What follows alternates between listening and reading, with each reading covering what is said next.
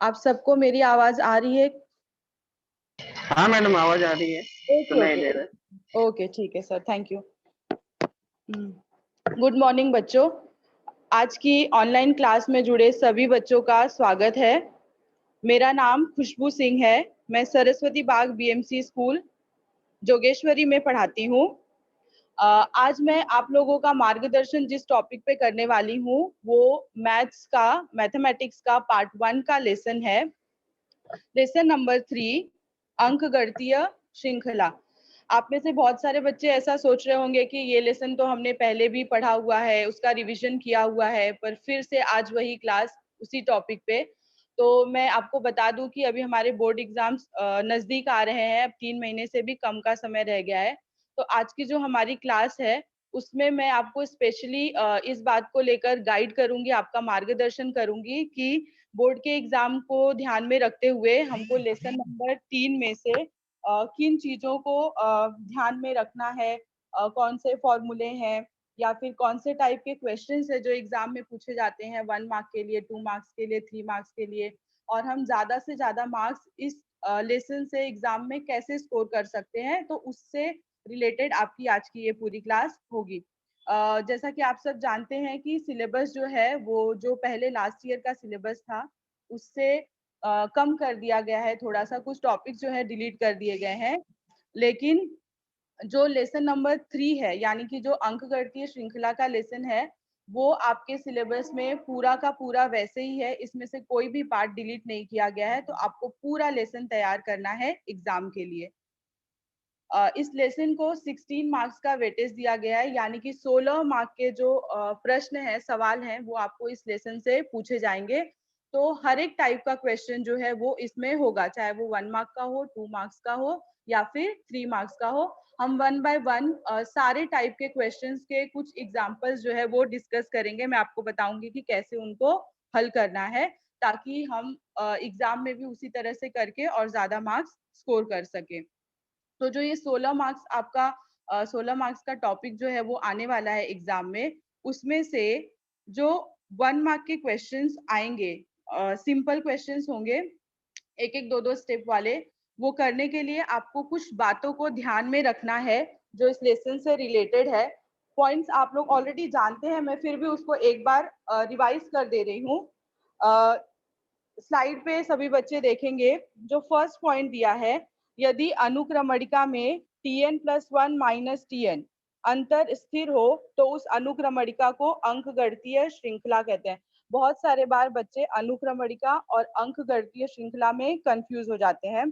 तो अनुक्रमणिका का मतलब होता है कि आपको क्रम से कुछ नंबर दिए गए हैं और उन नंबर्स के बीच में आपस में कोई तो संबंध है, कोई नियम है, कोई रिलेशन है। तो वो नंबर्स जो लाइन से दिए गए उनको हम अनुक्रमणिका कहते हैं।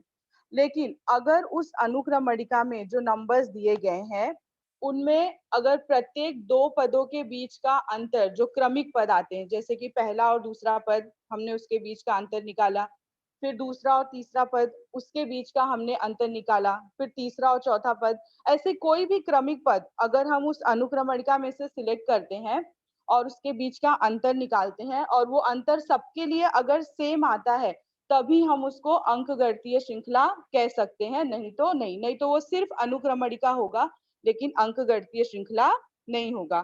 फिर सेकंड पॉइंट है, अंकगणितीय श्रृंखला के दो क्रमिक पदों के स्थिर अंतर को डी अक्षर द्वारा दर्शाते हैं। जब हम दो दो क्रमिक पदों के बीच का अंतर ज्ञात करेंगे तो जो अंतर हमें मिलेगा, जिसको हम सामान्य अंतर कहते हैं, उसको हम डी लेटर से दर्शाते हैं। डी जो उसका फुल फॉर्म है वो है डिफरेंस। डिफरेंस यानी कि अंतर, तो हम डी अक्षर से उसको दर्शाते हैं।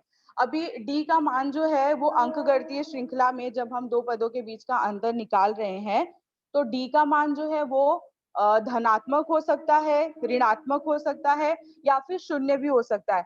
कभी कभी बच्चे जब सवाल हल करते हैं तो उनको अगर डी का मान नेगेटिव मिलता है, माइनस में नंबर आता है, तो बच्चे थोड़ा सा कंफ्यूज हो जाते हैं कि सही हो रहा है कि नहीं, माइनस में क्यों आ रहा है, प्लस में आना चाहिए। तो मैं आपको बता दूं कि डी का मान जो है वो धनात्मक भी हो सकता है, ऋणात्मक भी हो सकता है, शून्य भी हो सकता है, तीनों में से कोई भी आ सकता है।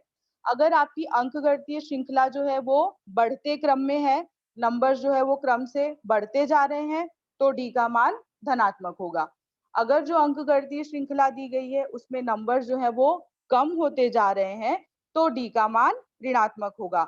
और जो शून्य वाली कंडीशन दी है, वैसे क्वेश्चंस बहुत कम पूछे जाते हैं और आपके टेक्स्ट बुक में भी कम होंगे, लेकिन फिर भी आपको दिमाग में रखना है उसको कि अगर कोई अंकगणितीय श्रृंखला दी है जिसमें सेम नंबर पूरी श्रृंखला में लिखा गया है, जैसे 33333, कोई एक ही लिखा और डैश डैश डैश, तो जब हम उसमें डी का मान ज्ञात करेंगे तो 3 - 3 0 होता है। तो आप चाहे जहां पर भी मान निकालोगे, स्टार्टिंग में निकालोगे या बीच का कोई दो टर्म लोगे या लास्ट का टर्म लोगे, हमेशा आपको वो जो अंतर है वो 0 ही आएगा। तो अगर अंकगणितीय श्रृंखला के सारे पद एक ही नंबर है तो उस केस में डी का मान जो है वो 0 होगा। तो आपको ध्यान में रखना है कि डी का मान पॉजिटिव भी हो सकता है, नेगेटिव भी हो सकता है, 0 भी हो सकता है, धनात्मक, ऋणात्मक और 0 तीनों की भी पॉसिबिलिटी है, तीनों में से कोई भी हो सकता है। उसके बाद चौथा पॉइंट, अगर आपकी अंकगणितीय श्रृंखला का जो प्रथम पद है वो ए है, हमेशा हम अपनी अंकगणितीय श्रृंखला का जो पहला पद है उसको ए ही मानते हैं। तो अगर वो ए है और सामान्य अंतर डी है तो उस श्रृंखला के जो सारे पद हमें होंगे वो ए प्लस डी, ए प्लस 2d, फिर आप उसके आगे निकालोगे तो a plus 3d, a plus 4d, इस रूप में दिखाई देंगे। तो जो a का मान होगा, जो हमारी अंकगणितीय श्रृंखला का जो पहला पद होगा, उसमें हम सामान्य अंतर को जोड़ते जाएंगे तो हमें अगला पद जो है वो मिलते जाएगा। तो ये जो 4 पॉइंट है वो आपको ध्यान में रखने हैं, बेसिक है। कोई भी सवाल जो आपको 1 मार्क का, 2 मार्क्स का पूछा जाएगा तो उसमें आपको इससे जो है वो हेल्प मिलेगी। तो इंपॉर्टेंट पॉइंट्स है, इनको आपको याद रखना है। अभी नेक्स्ट हम बढ़ते हैं, जो इस लेसन का सबसे मेन, सबसे इम्पोर्टेंट चीज है। जैसे हमारे शरीर के सभी अंगों को सुचारू रूप से कार्य करने के लिए हमारा दिल और दिमाग दोनों सही तरीके से काम करना चाहिए, तभी हम किसी भी क्रिया को पूरा कर सकते हैं। तो ठीक उसी तरह से लेसन नंबर 3 में से अगर कोई भी सवाल एग्जाम में पूछा जाता है 2 मार्क्स के लिए, 3 मार्क्स के लिए या 4 मार्क्स के लिए, तो वो करने के लिए जो सबसे इम्पोर्टेंट चीज है जो आपको ध्यान में रखनी है वो है इस लेसन के सूत्र। लेसन में 2 ही मेन सूत्र हैं जो आपको याद रखने हैं। आपकी पूरी बाकी जो सारे लेसन है उसमें से अंकगणितीय श्रृंखला अकेला ऐसा लेसन है जिसमें आपको बहुत सारे फॉर्मूले नहीं है, सिर्फ खाली 2 ही फॉर्मूले हैं जो आपको याद रखने हैं।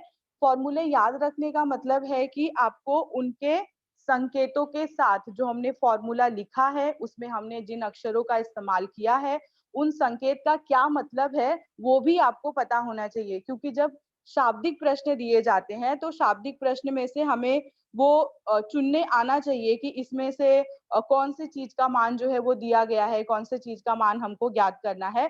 तो सूत्र आपको याद रखना है और संकेतों के मतलब के साथ।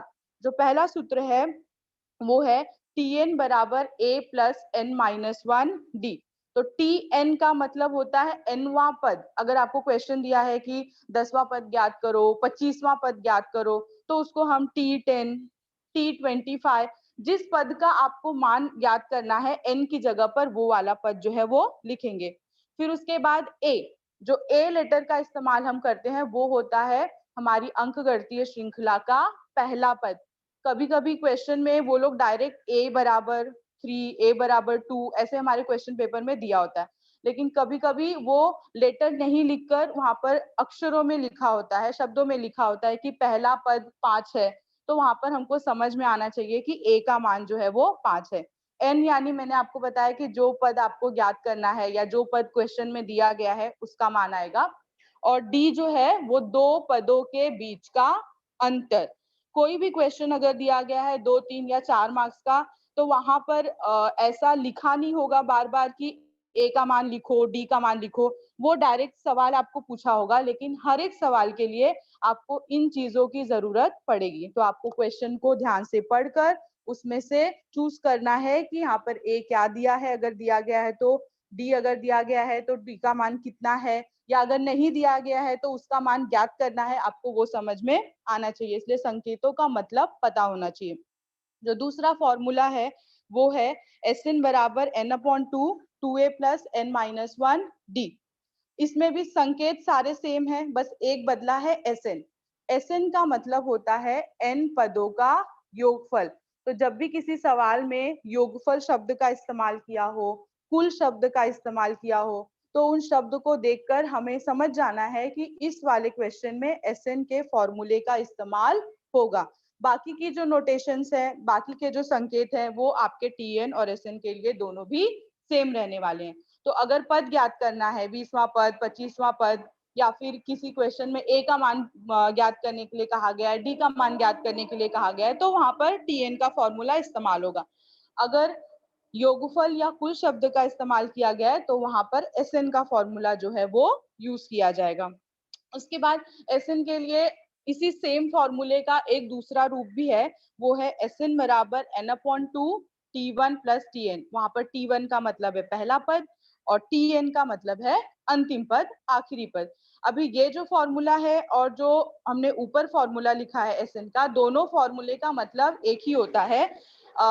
अगर 1 मार्क का क्वेश्चन आपको पूछा है और उसमें डायरेक्ट कहा गया है कि पहला पद इतना, अंतिम पद इतना और योगफल याद करो, तो उस कंडीशन में हम इस फॉर्मूले का जो दूसरा रूप है उसका इस्तेमाल जो है वो कर सकते हैं। ज्यादातर क्वेश्चन में जो पहला वाला फॉर्मूला है एसएन का, वही यूज होता है। कहीं कहीं हो सकता है कोई 1 या 2 मार्क का डायरेक्ट क्वेश्चन पूछा हो, तो उसमें हम सेकेंड वाले का भी इस्तेमाल कर सकते हैं। तो ये दो फॉर्मूले एकदम इंपॉर्टेंट है, आपको किसी भी कीमत पे दोनों फॉर्मूलों को याद करना है, उनके मतलब समझते हुए। अगर आपको फॉर्मूला याद हो गया है तो समझो कि आधा लेसन आपका जो है वो कंप्लीट, आधा टास्क जो है वो कंप्लीट हो गया। अभी नेक्स्ट उसके बाद 1 मार्क के क्वेश्चन, 1 अंक वाले प्रश्न जो आपको इस लेसन से जो है वो पूछे जाएंगे। कौन से प्रश्न पूछे जाएंगे? तो 1 मार्क के क्वेश्चन में जो सबसे पहला पार्ट आता है 1 का ए, वो होता है सही विकल्प चुनकर उत्तर लिखो। अभी इसमें जो क्वेश्चंस आते हैं वो आपके बुक में से ही होते हैं, बाहर से कोई क्वेश्चन बनाकर या नंबर बदल कर नहीं दिया जाता है, सेम बुक का ही क्वेश्चन आपको दिया जाता है। तो आपके टेक्स्ट बुक में प्रकीर्ण प्रश्न संग्रह 3 जहां पर दिया गया है, वहां पर आपको विकल्प सहित उत्तर चुनो वाले क्वेश्चंस दिए गए हैं। 10 क्वेश्चन दिए हैं, आपको वो 10 पूरे के पूरे तैयार करने हैं। उसमें से ही एक क्वेश्चन आपको एग्जाम में आएगा, कोई भी बाहर से क्वेश्चन जो है वो पूछा नहीं जाने वाला है, उसी 10 में से एक आएगा। तो वो 10 क्वेश्चन आपको अच्छी तरह से प्रैक्टिस करने। पहले हमारे बुक में 6 लेसन थे और क्वेश्चन नंबर 1 ए में सिर्फ 4 ही क्वेश्चन आते हैं जो कि कंपलसरी होते हैं। तो हम बहुत गारंटी के साथ नहीं कह सकते थे कि इस लेसन से आएगा कि नहीं आएगा, पर अब वो बात नहीं है। अब हमारे पास सिर्फ 4 ही लेसन है पढ़ने के लिए मैथ्स 1 में, तो गारंटी है कि एक क्वेश्चन हर एक लेसन से आएगा। तो प्रकीर्ण प्रश्न संग्रह 3 में भी जो खाली जगह दिया है, विकल्प चुनकर उत्तर लिखो दिया है, उसमें 10 में से एक क्वेश्चन 100% आपके पेपर में आएगा ही आएगा। अभी नेक्स्ट उसके बाद सेकेंड पार्ट की तरफ बढ़ते हैं, जो 1 का होता है बी पार्ट। 1 के बी पार्ट में आपको क्वेश्चंस हल करने होते हैं, छोटे छोटे स्टेप्स का इस्तेमाल करके, फॉर्मूले का इस्तेमाल करके क्वेश्चन को हल करना होता है। 2 या 3 स्टेप में उन क्वेश्चन के आंसर्स जो है वो हमको मिलते हैं और बहुत ज्यादा लंबा सवाल नहीं होता, क्योंकि 1 मार्क का क्वेश्चन है तो मोस्टली 2 या 3 स्टेप, ताकि हाफ मार्क्स से उसका डिस्ट्रीब्यूशन हो सके। अभी उस 1 मार्क में कैसे क्वेश्चन पूछे जाते हैं वो मैं आपको नेक्स्ट स्लाइड पे उसके कुछ एग्जांपल्स दिखा रही हूँ। निम्नलिखित प्रश्नों को हल करो। अभी इसमें 5-6 क्वेश्चंस मैंने सिलेक्ट किए हैं जो इसमें दिए गए हैं, उसमें से हम कुछ प्रश्नों को डिस्कस करेंगे और मैं आपको उसका सॉल्यूशन भी दिखाऊंगी कि उसको कैसे हल करना है कि वो 1 मार्क्स के लिए या 2 मार्क्स के लिए, मतलब 1 मार्क्स के लिए हो जाए। पहला क्वेश्चन है, निम्नलिखित अनुक्रमणिकाओं के प्रथम 2 पद लिखो। आपको अनुक्रमणिका का सामान्य रूप दिया गया है, tn बराबर 3n माइनस 6। अभी आपको इसके प्रथम 2 पद निकालने हैं। तो जो सबसे पहला पद होगा वो होगा a यानी कि t1, और जो दूसरा पद होगा वो होगा t2। तो हमें t1 का मान निकालना है और t2 का मान निकालना है। सिंपल क्वेश्चन है, एकदम आसान। हमें इसके लिए कोई फॉर्मूला भी याद रखने की जरूरत नहीं है, सिर्फ और सिर्फ हमें जो अनुक्रमणिका में n दिया गया है उस n की जगह पर नंबर्स रखने हैं। अगर पहला पद बोला है तो n की जगह पे 1 रखेंगे, अगर दूसरा पद निकालना है तो n की जगह पर 2 रखेंगे। अभी ये 1 मार्क का क्वेश्चन है तो इसलिए इसमें सिर्फ 2 ही पद पूछा गया है। अगर सेम इसी तरह का क्वेश्चन 2 मार्क्स के लिए पूछा जाना होगा तो वो उसमें 4 पद या उससे ज्यादा वैसे निकालने के लिए कहा जाएगा। तो अभी फर्स्ट वाले क्वेश्चन का सॉल्यूशन कैसा है वो मैं आपको नेक्स्ट स्लाइड पे दिखा रही हूँ। देखिए नेक्स्ट वाली स्लाइड पे n बराबर 1 रखने पर जो हमारा क्वेश्चन था tn बराबर 3n-6, उसमें हम n बराबर 1 रखेंगे। जहां जहां पर भी अनुक्रमणिका में n दिया गया है वहां वहां पर हम 1 लिखेंगे। तो t1 बराबर 3 इंटू 1, 3n लिखा था, 3n का मतलब होता है 3 इंटू n, तो 3 इंटू 1 -6। इसको हल करेंगे तो 3 - 6 और आंसर आएगा -3, क्योंकि बड़ी संख्या 6 है और उसका चिन्ह जो है वो ऋणात्मक है, तो -3 जो है वो इसका आंसर आएगा। ये हो गया हमारा पहला पद। अभी हमको दूसरा पद ज्ञात करना है, तो हम n की जगह पर रखेंगे 2। सेम फिर से नीचे करेंगे, t2 बराबर 3 इंटू 2, n का मान 2 है तो 3 इंटू 2 -6। अभी 6 - 6 0, तो हमारा दूसरा पद जो है वो 0। पहला पद हो गया -3 और दूसरा पद हो गया 0, तो ये हो गया हमारा आंसर। दोनों के लिए भी आपको हाफ हाफ मार्क्स जो है वो एग्जाम में मिलेंगे। अभी यहाँ पे 2 पद लाइन से पूछे गए थे, पर जरूरी नहीं है कि आपको एग्जाम में हमेशा लाइन से ही पूछा जाए। वो आपको डायरेक्ट भी कह सकते हैं कि T5 निकालो, T6 निकालो, T3 निकालो। तो जो भी मान निकालने के लिए कहा गया है हमको n की जगह पर वो नंबर रखना है पूरे अनुक्रमणिका में n की जगह पर, और उसको हल करके उसका आंसर जो है वो निकालना है, तो हमें उन पदों का मान मिल जाएगा। अभी नेक्स्ट दूसरा सवाल, हम फिर से पिछली स्लाइड पे जाएंगे। अंकगणितीय श्रृंखला के अगले 2 पद लिखो। अभी इसमें भी अगले 2 पद ही ज्ञात करना है जैसे हमने क्वेश्चन नंबर 1 में किया, लेकिन क्वेश्चन नंबर 1 में हमें अनुक्रमणिका का सामान्य रूप दिया गया था। अभी क्वेश्चन नंबर 2 में हमको a और d का मान दिया गया है। अब इस a और d के मान का इस्तेमाल करते हुए हमें इसके अगले 2 पद लिखने हैं। क्वेश्चन को ध्यान से रीड करना बहुत जरूरी है। अगर आप उसको ध्यान से रीड नहीं करोगे, इंस्ट्रक्शन नहीं समझ पाओगे, तो आप सही तरीके से आंसर नहीं लिख पाओगे। अभी यहाँ पे क्लियरली लिखा है अगले 2 पद। बहुत सारे बच्चे चाहे जल्दबाजी में या इंस्ट्रक्शंस को नहीं समझने की वजह से वो T1 का मान निकाल दिए, T2 का मान निकाल दिए और उनको ऐसा लगेगा कि हाँ हमारे 2 पद हो गए, लेकिन नहीं। T1 का मान तो क्वेश्चन में दिया ही गया है, A का मान तो क्वेश्चन में ऑलरेडी दिया है, तो हमको उसके आगे के 2 पद निकालने हैं, अगले 2 पद। तो T2 का मान ज्ञात करना है और T3 का मान ज्ञात करना है। T1 तो ऑलरेडी क्वेश्चन में दिया गया है, तो अगर A दिया हो, D दिया हो, तो अंकगणितीय श्रृंखला के अगले 2 पद कैसे निकालते हैं वो हम नेक्स्ट स्लाइड में देखेंगे। देखो आंसर में सेकेंड वाला क्वेश्चन, अभी A का मान दिया है -7 और D का मान दिया है 4। तो A जो है उसका मतलब T1 ही होता है, तो हमने उसको सिर्फ को कंफ्यूजन जो है वो क्लियर हो जाए कि T1 ऑलरेडी क्वेश्चन में दिया गया है।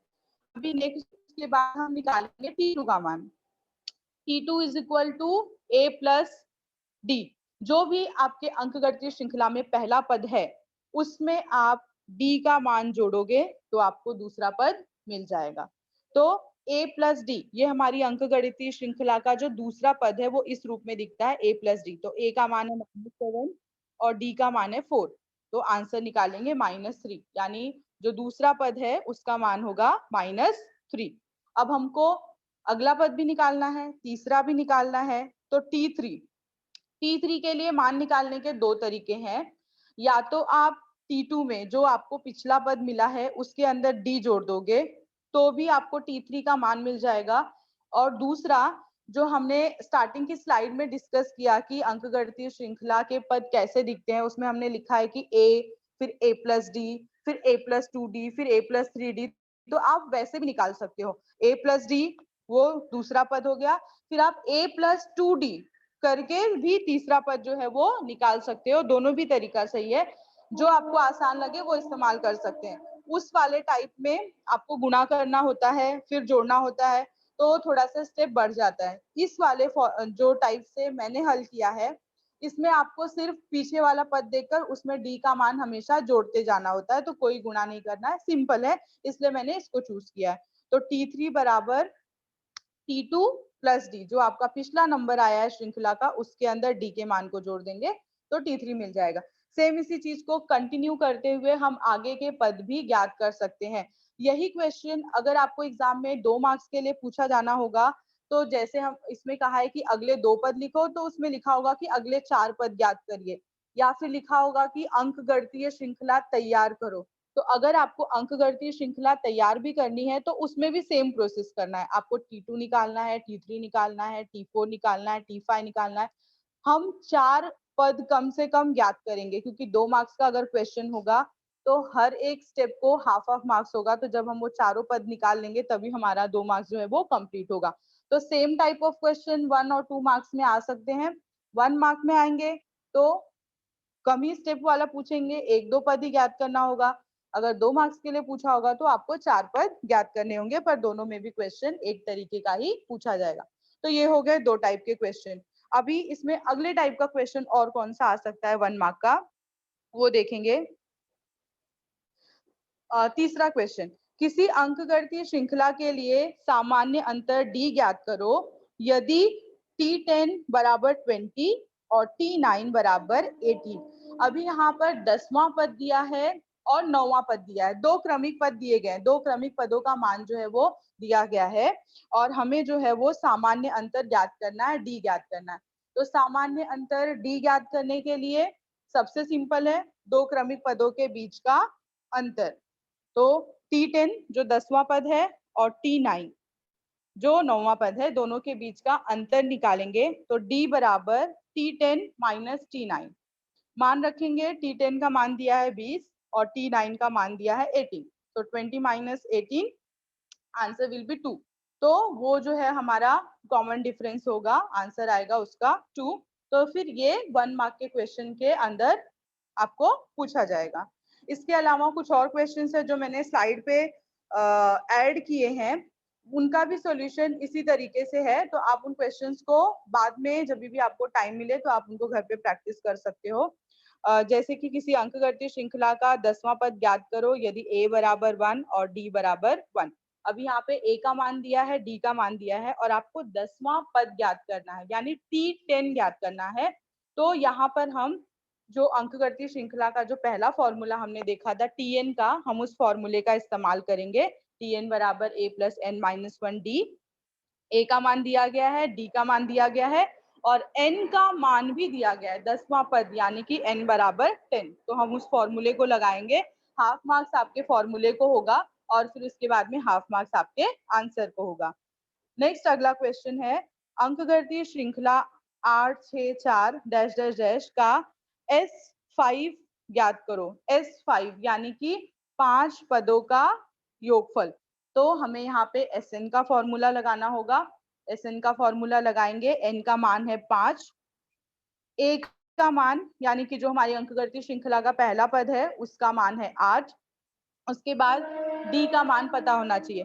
अभी अगर आप ध्यान से देखोगे तो यहाँ पे जो श्रृंखला है वो घटते क्रम में है, 8 है, 8 के बाद 6 आ रहा है, 6 के बाद 4 आ रहा है, 4 के बाद अगला नंबर 2 आएगा, 2 2 2 2 कम होते जा रहा है। तो यहाँ पर d का मान -2 आएगा, +2 नहीं आएगा। तो n का मान है 5, a का मान है 8 और d का मान है -2। तो हम Sn का फॉर्मूला लगाएंगे, उसमें मान रखेंगे और आंसर जो है वो निकालेंगे। फिर अगला क्वेश्चन है, किसी अंकगणितीय श्रृंखला का प्रथम पद 1 यानी a का मान है 1 और अंतिम पद 19 यानी कि Tn का मान है 19, तो उसके प्रथम 10 पदों का योगफल क्या होगा। अभी इसमें Sn का जो दूसरा फॉर्मूला है उसका इस्तेमाल होगा। देखो पहला पद दिया है और अंतिम पद दिया है, बाकी कोई इंफॉर्मेशन नहीं दी गई है क्वेश्चन में। तो अगर पहला पद और अंतिम पद ये दोनों हमें दिख गया क्वेश्चन में और योगफल की बात कही गई, तो Sn का जो दूसरा फॉर्मूला है उसका इस्तेमाल करेंगे, आपको 2 स्टेप में आंसर मिल जाएगा। नेक्स्ट इसके बाद अब हम 2 अंक वाला प्रश्न देखेंगे कि 2 मार्क्स का क्वेश्चन इसमें से कौन कौन सा आ सकता है, कौन कौन से टाइप का आ सकता है। 2 अंक वाले क्वेश्चन में सबसे पहला क्वेश्चन जो आपको पूछा जा सकता है वो है, अंकगणितीय श्रृंखला है कि नहीं उसकी जांच करो या स्पष्ट करो या कारण सहित उत्तर लिखो। किसी भी तरीके के शब्दों का इस्तेमाल वहां पर कर सकते हैं इनमें से। तो आपको अनुक्रमणिका दी गई होगी, यानी कि नंबर्स का सीक्वेंस दिया गया होगा, लाइन से नंबर्स दिए गए होंगे और आपको चेक करना होगा कि अंकगणितीय श्रृंखला है कि नहीं है। फिर जो दूसरे टाइप का क्वेश्चन इसमें से पूछ सकते हैं 2 मार्क्स का, वो है nवां पद ज्ञात करो, यानी कि अंकगणितीय श्रृंखला का 25वां पद ज्ञात करो, 22वां पद ज्ञात करो, 50वां पद ज्ञात करो। इस तरह का क्वेश्चन जो है वो पूछा जा सकता है। फिर तीसरा है प्रथम n पदों का योगफल ज्ञात करो, जिसमें SN का फॉर्मूला लगता है। तो SN के फॉर्मूले पे बेस्ड क्वेश्चन भी 2 मार्क्स में पूछे जा सकते हैं।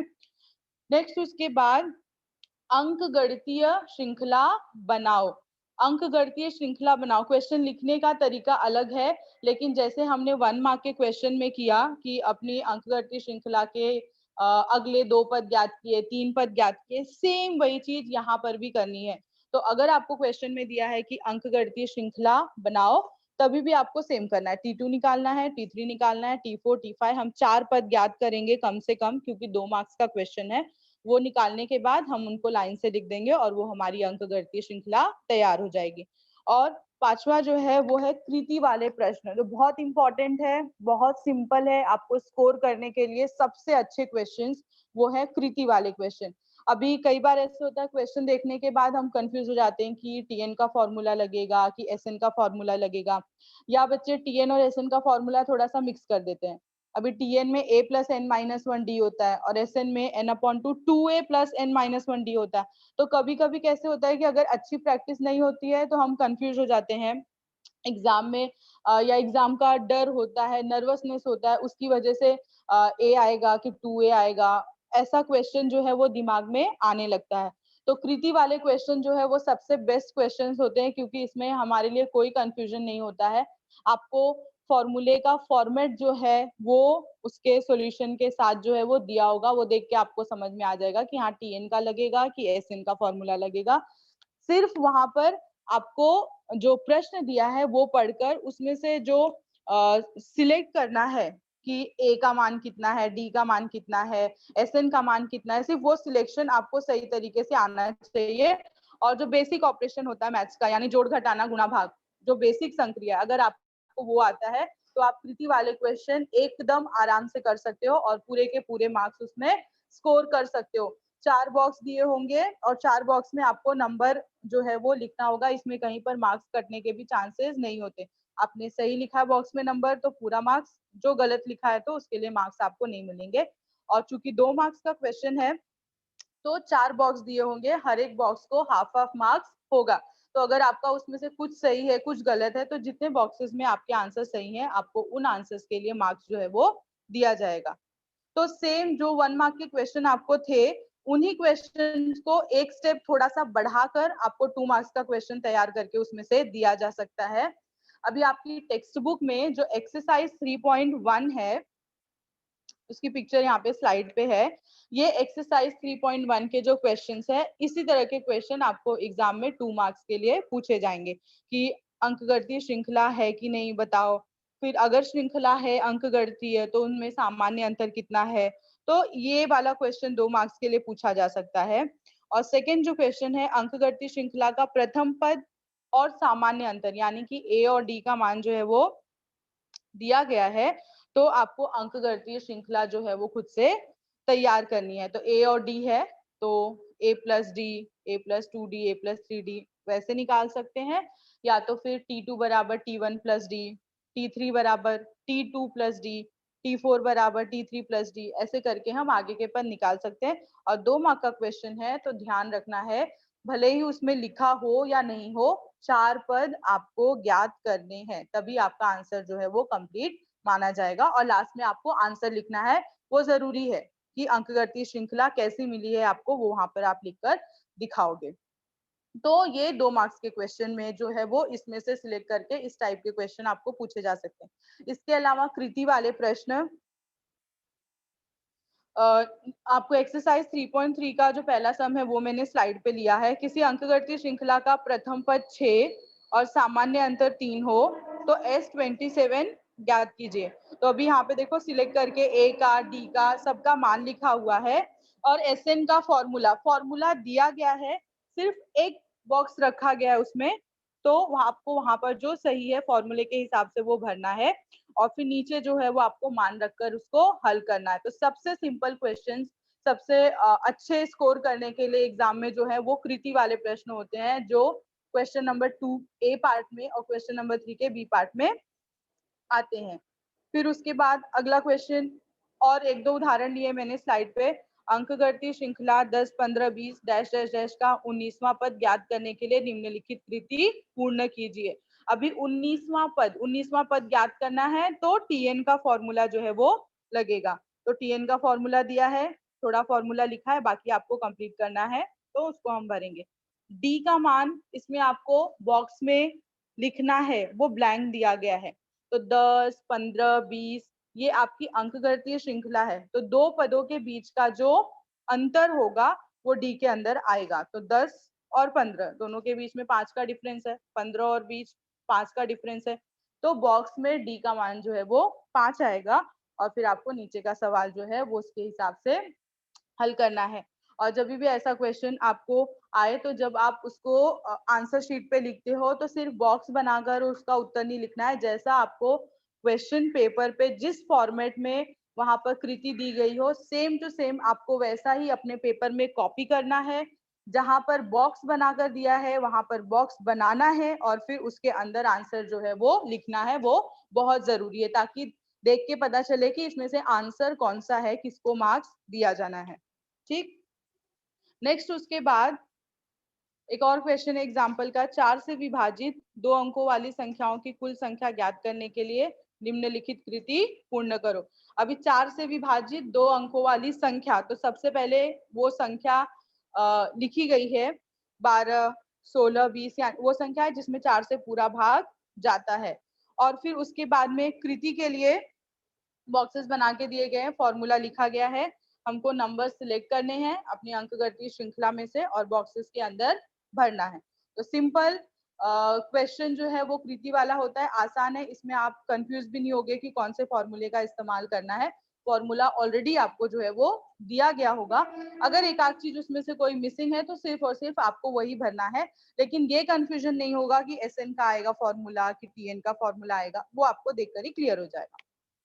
ठीक, तो ये तो हुए 2 मार्क्स के क्वेश्चन जो आपको इसमें से पूछे जा सकते हैं इस लेसन में से।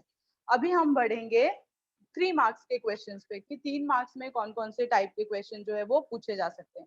जो 3 मार्क्स के क्वेश्चन आते हैं वो मोस्टली क्वेश्चंस ऐसे होते हैं जिनमें एक ही प्रश्न में हमें दोनों फॉर्मूलों का इस्तेमाल करना होता है, टीएन भी लगाना होता है, एसएन भी लगाना होता है, या फिर कभी कभी कोई ऐसा क्वेश्चन होता है जिसमें टीएन का ही फॉर्मूला हमको 2 बार इस्तेमाल करना होता है, तब उसको हल करके हम जो पूछा गया उसका मान जो है वो निकाल सकते हैं। तो 3 या 4 मार्क्स के क्वेश्चन है तो आप ये फिक्स समझ के चलो कि 2 फॉर्मूला आएगा, चाहे एक ही फॉर्मूला 2 बार लगे चाहे दोनों फॉर्मूले का इस्तेमाल हो। तो आपके लिए उन बच्चों के लिए जिनको फॉर्मूला याद रखने में दिक्कत होती है या वो भूल जाते हैं, तो अगर आपको 3 या 4 मार्क्स का क्वेश्चन आता है इस लेसन से, तो आप नहीं समझ में आ रहा है कि दोनों में से कौन सा आएगा, तो आप दोनों आंसर वहां पर लिखोगे। जो टीएन का फॉर्मूला है वो भी आप वहां पर लिखोगे, जो एसएन का फॉर्मूला है वो भी आप वहां पर लिखोगे। अगर उस क्वेश्चन में दोनों फॉर्मूले का इस्तेमाल होना है तो बहुत अच्छी बात है, आपको दोनों के लिए मार्क्स मिल जाएंगे। समझो कि अगर दोनों में से सिर्फ एक ही फॉर्मूले का वहां पर इस्तेमाल होना है तो भी जो आपका सही है उसके लिए आपको मार्क्स मिलेगा, जो गलत होगा उसको काट दिया जाएगा, तो कोई नेगेटिव मार्किंग नहीं है। तो क्वेश्चन अटेम्प्ट करना बहुत जरूरी है, आप लिखो, थोड़ा गलत होगा थोड़ा सही होगा तो एटलीस्ट जो सही होगा उसके लिए आपको मार्क्स वहां पर मिलेंगे। तो 3 और 4 मार्क्स का क्वेश्चन अगर आया और आपको फॉर्मूला नहीं समझ में आ रहा है कि दोनों में से किस फॉर्मूले का इस्तेमाल करना है, तो आप दोनों फॉर्मूले वहां पर लिखो, तो भी एटलीस्ट आपको फॉर्मूले का हाफ मार्क्स जो है वो मिलेगा। और अगर दोनों का वहां पे इस्तेमाल होना है तो पूरा 1 मार्क्स मिलेगा। अभी 3 मार्क्स के कुछ क्वेश्चंस उदाहरण एग्जांपल मैंने सॉल्व किए हैं, वो मैं आपको दिखाऊंगी अगली स्लाइड पे। किसी अंकगणितीय श्रृंखला के प्रथम 55 पदों का योगफल 3300 हो तो उस श्रृंखला का 28वां पद ज्ञात कीजिए।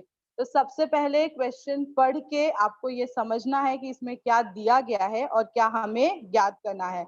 अभी प्रथम 55 पदों का योगफल शब्द दिया है, तो योगफल शब्द देखते ही तुरंत दिमाग में आ जाना चाहिए कि यहाँ पर हमें SN का फॉर्मूला लगाना है।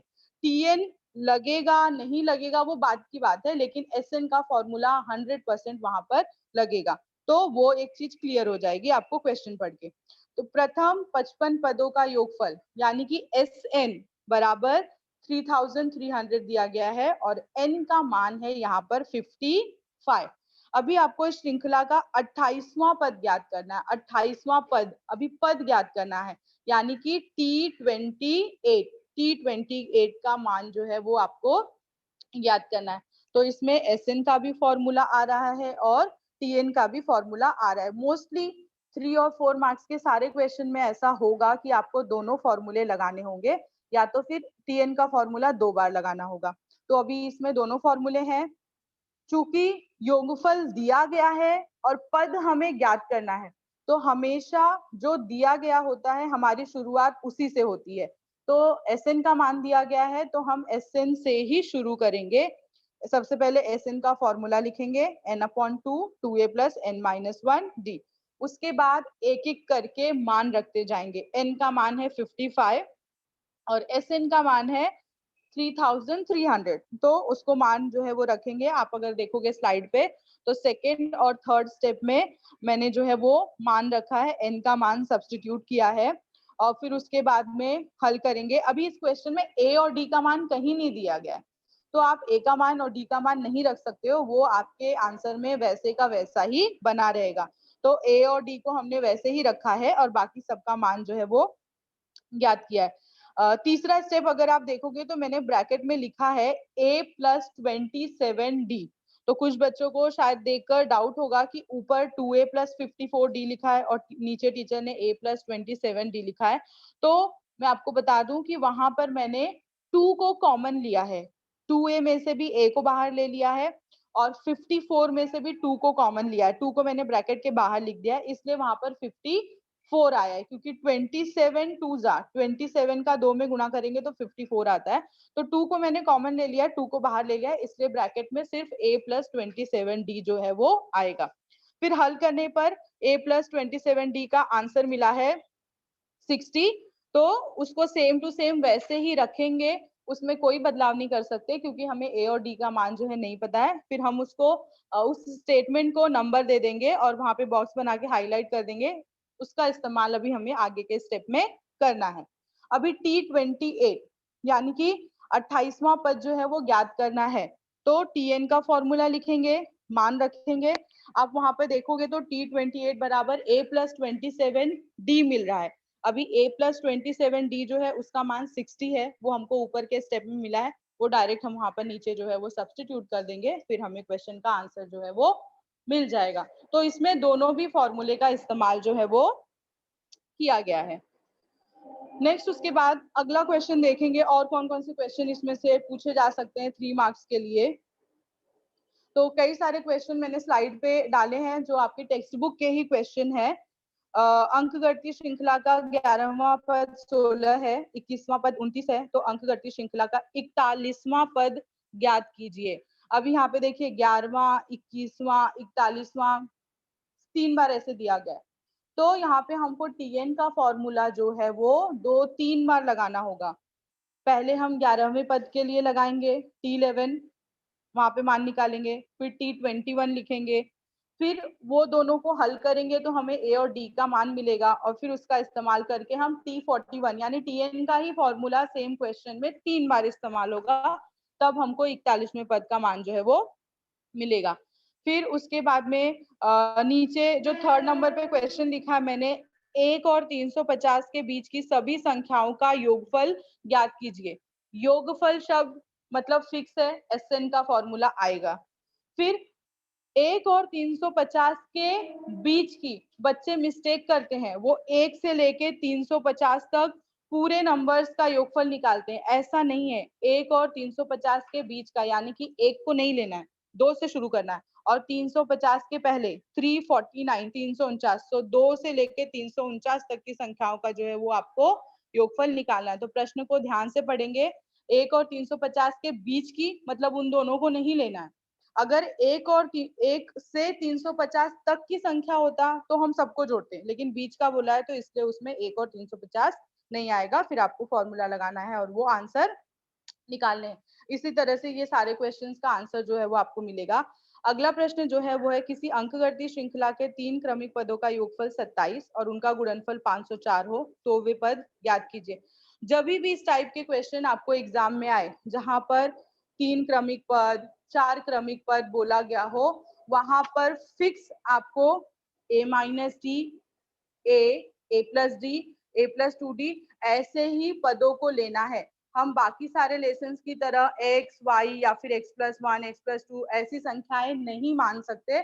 आप उसी में गोल गोल घूमते रहोगे और आपको आंसर नहीं मिलेगा। तो इसलिए हमेशा इसी रूप में संख्याओं को लेना है। मैंने सॉल्यूशन डाला है नेक्स्ट स्लाइड पे।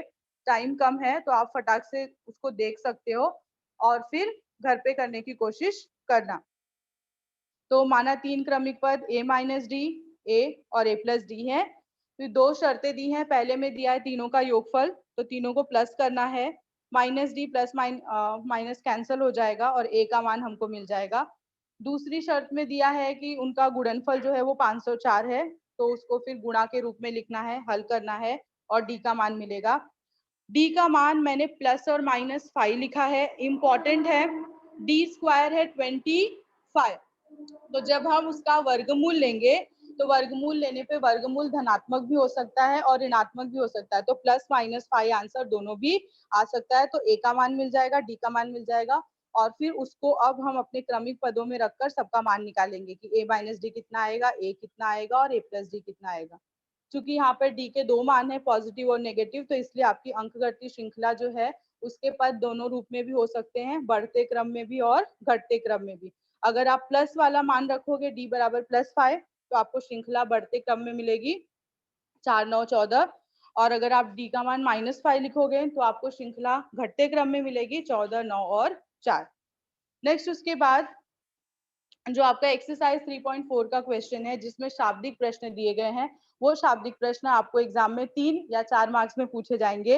अगर क्वेश्चन आपकी टेक्स्ट बुक से सेम टू सेम उठाकर ऐसा ही पूछा गया तो वो आपका क्वेश्चन 3 मार्क्स के लिए होगा, और अगर उसमें नंबर्स में कोई बदलाव किया गया या नाम में बदलाव किया गया, थोड़ा सा कुछ आगे पीछे चेंजेस हुए, तो वो क्वेश्चन आपको एग्जाम में 4 मार्क्स के लिए पूछे जाएंगे। अभी इसमें एक क्वेश्चन है, किसी व्यक्ति ने 8,000 रुपए कर्ज लिया, सेकंड क्वेश्चन, और उस पर 1,360 रुपए ब्याज देने का वादा किया। प्रत्येक किस्त के बाद 40 रुपए कम करते हुए कुल 12 किस्तों में उसने कर्ज का भुगतान किया, तो उस व्यक्ति द्वारा भुगतान की गई पहली तथा अंतिम किस्त कितनी होगी, यानी T1 और TN। समय कम है तो क्विकली मैं आपको इसका आंसर जो है वो एक्सप्लेन करूंगी। 8,000 उसने रकम ली थी और 1,360 उसको एक्स्ट्रा ब्याज देना है, यानी कुल उसको 9,360 रुपए लौटाने हैं। इसका मतलब SN का मान 9,360 रुपए होगा। हर महीने की किस्त में 40-40 रुपए कम होते जा रहे हैं, तो इसलिए जो डिफरेंस होगा वो 40 का होगा, लेकिन माइनस में आएगा, -40 आएगा, क्योंकि वो जो है वो कम होते जा रहा है हर महीने, और कुल 12 महीनों में उसको लौटाना है, यानी कि N का मान होगा 12। तो ये SN दिया है आपको, D दिया है और N दिया है। उसके बाद SN का फॉर्मूला लगाएंगे, सबका मान रखेंगे, हल करेंगे, आपको A का मान मिलेगा वहां से 1000, तो वो A जो होगा वो होगी हमारी पहली किस्त। अभी अंतिम किस्त ज्ञात करनी है, तो अंतिम किस्त ज्ञात करने के लिए आप TN का भी फॉर्मूला लगा सकते हो, या तो फिर आप SN का फॉर्मूला T1 + TN वाला जो है वो वाला फॉर्मूला भी यूज कर सकते हो। यहाँ पे स्लाइड में थोड़ा सा करेक्शन है, T12 का मान 560 आएगा, 360 नहीं आएगा, तो आप A का मान रख के, D का मान रख के TN का भी मान निकाल सकते हो। T12 यानी 12वें महीने में जो भरी गई किस्त होगी, 12वीं किस्त, वो आखिरी होगी, तो उसका आंसर 560 आएगा। तो इस तरह के क्वेश्चन आपको एग्जाम में 3 और 4 मार्क्स के लिए पूछे जा सकते हैं। नेक्स्ट, अभी जितने भी क्वेश्चंस हमने जितने टाइप के डिस्कस किए हैं उससे रिलेटेड मैंने आपको होमवर्क के लिए 5 क्वेश्चन दिए हैं और साइड में उसके मार्क्स भी लिखे हैं कि वो एग्जाम में 1 मार्क्स, 2 मार्क्स, 3 मार्क्स कितने के लिए पूछा जाएगा। तो आप सभी बच्चे इन क्वेश्चंस की जो है वो प्रैक्टिस करेंगे। अगर कोई डाउट होगा तो फिर नेक्स्ट जब कभी फिर हमारा सेशन होगा तो हम उसमें इस डाउट को जो है वो क्लियर कर सकते हैं। तो आप पांचों सवालों को ध्यान से जो है वो करोगे। इसके अलावा आपकी टेक्स्ट बुक में और भी जितने क्वेश्चंस दिए गए हैं जो उदाहरण में हल करके दिए गए हैं उनको प्रैक्टिस करना। जितना ज्यादा आप प्रैक्टिस करोगे उतना ज्यादा आपके लिए अच्छा होगा। वो कहावत आपने सुनी होगी, practice makes a man perfect. तो हम इसीलिए बार बार एक टॉपिक का रिवीजन कर रहे हैं, इतनी बार कर रहे हैं ताकि हम एकदम परफेक्ट हो जाए, हमको फॉर्मूला क्लियर हो जाए, अच्छी तरह से याद हो जाए और फिर हम एग्जाम में वो अपना 100% जो है वो दे सके और अच्छे से अच्छे मार्क्स जो है वो स्कोर कर सके। आप सभी बच्चों ने क्लास को सुना, उसके लिए आप सबको थैंक यू। अभी हम अपनी नेक्स्ट क्लास में जब भी टाइम टेबल में होगा हम तब मिलेंगे। तब तक के लिए जितना भी मैंने आज आपको पढ़ाया है आप उन चीजों को रिवाइज करोगे, ठीक है? पूजा पांडा, आपको कुछ पूछना है क्या? हाँ, पूछिए, किसी को कुछ पूछना है तो। पूजा पांडा, हाँ पूजा बेटा पूछो, क्या पूछना चाहते हो?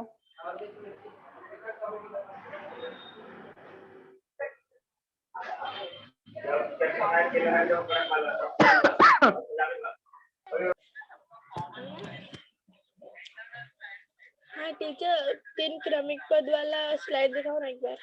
अच्छा अच्छा, एक मिनट।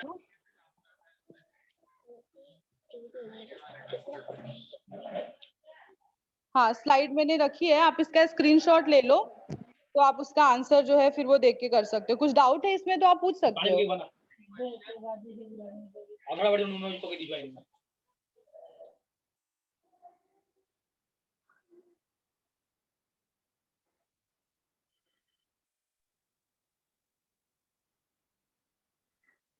देखा बेटा? सिया विश्वकर्मा, हाँ सिया बोलो।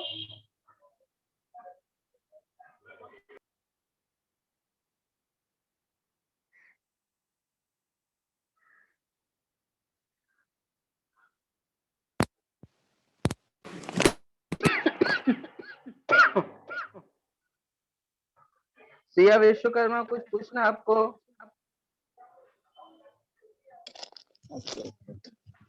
आकांक्षा सिंह,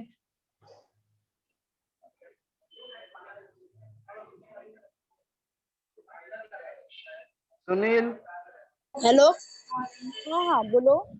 हेलो सर, ये क्रमिक पद में कभी भी पहले a माइनस डी लेना कंपलसरी है क्या? पहला कभी a plus D, a plus 2d ऐसा नहीं ले सकते क्या?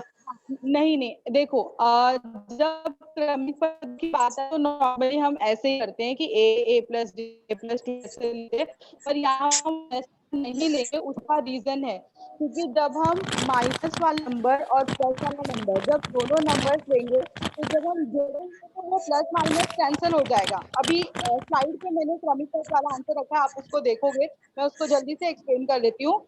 देखो तीन जो पद है a माइनस डी, ए और a प्लस डी, वो तीनों मैंने लिखा है।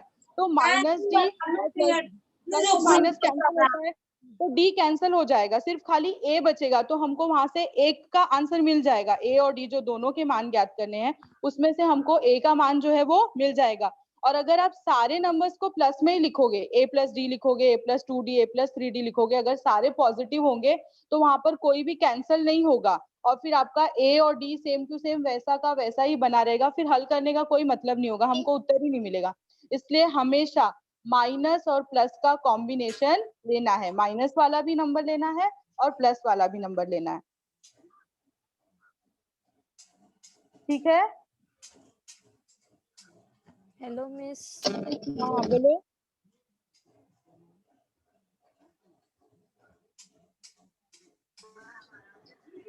पूछिए, क्या पूछना है आपको?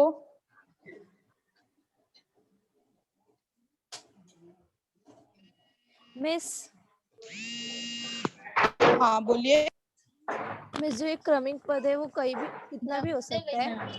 क्या क्या जो क्रमिक पद है वो क्वेश्चन में कितने भी क्रमिक पद निकाल सकते हैं अगर वो जितना बोलेगा?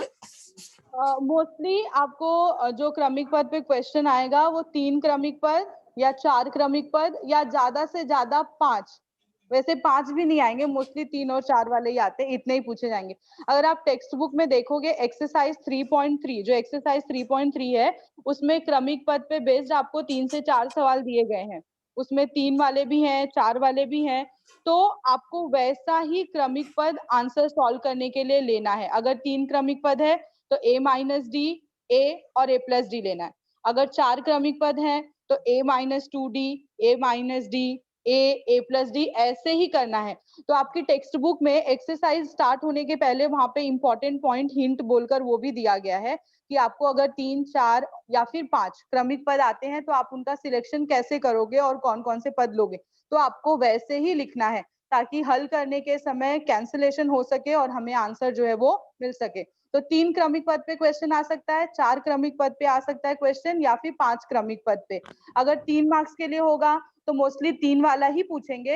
हाँ, 4 मार्क्स का क्वेश्चन होगा तो 4 या 5 क्रमिक पद के ऊपर पूछा जा सकता है।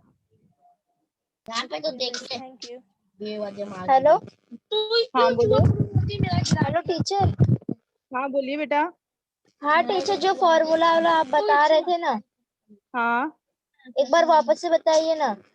कौन सा फॉर्मूला वाला बच्चा, बताओ फॉर्मूला कौन सा, तो फिर मैं जो समझूं। TN का फॉर्मूला लगा के सॉल्व करते हैं ना, वो एक बार प्लीज एक बार बताइए ना। मैं कब से बोलने की कोशिश कर रही हूँ बट मेरा म्यूट नहीं हो रहा ऑन। अच्छा, जैसे टीएन का फॉर्मूला तो हम लोग बहुत सारे सवालों में 1 मार्क्स, 2 मार्क्स, 3 मार्क्स, 4 मार्क्स में बहुत सारे जगह पे इस्तेमाल करना है। तो आपको किसी स्पेसिफिक क्वेश्चन, मतलब जो मैंने क्वेश्चन डिस्कस किया उसमें से किसी क्वेश्चन में से पूछना हो तो आप बोलोगे तो मैं एक्सप्लेन कर सकती हूँ, क्योंकि टीएन का फॉर्मूला तो बहुत सारे जगह पे लगा है। तो मैं हेलो हेलो, हाँ बोलो। Good morning teacher. हाँ गुड मॉर्निंग बेटा, बोलो।